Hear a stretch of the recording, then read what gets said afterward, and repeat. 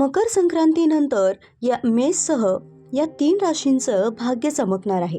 आता त्या नेमक्या कोणत्या आहेत? चला तर मग जाणून घेऊया. सगळ्यात पहिली जी रास आहे ती म्हणजे मेष रास. मेष राशींची रखडलेली कामं मार्गी लागणार आहेत. नोकरी आणि व्यवसायात सकारात्मक बदल दिसतील. आणि दुसरी जी रास आहे ती म्हणजे सिंह रास. सिंह राशींसाठी मान सन्मान आणि यशाचा काळ असणार आहे. मोठे निर्णय तुमच्या फायद्याशी ठरतील. तिसरी जी आपली रास आहे ती म्हणजे धनुरास. धनु राशींचं भाग्य सध्या 15 जानेवारी नंतर जोरात साथ देणार आहे. नवीन संधी, प्रवास आणि आर्थिक लाभ देखील मिळणार आहेत. आणि आता आपली चौथी आणि शेवटची जी रास आहे ती म्हणजे वृषभ रास. वृषभ राशींसाठी अचानक शुभ बातमी मिळण्याची दाट शक्यता आहे. पैशांची अडचण दूर होणार आहे आणि घरामध्ये आनंदाचं वातावरण बनणार आहे. यामध्ये तुमची रास आहे का? आम्हाला कमेंट करून नक्की सांगा.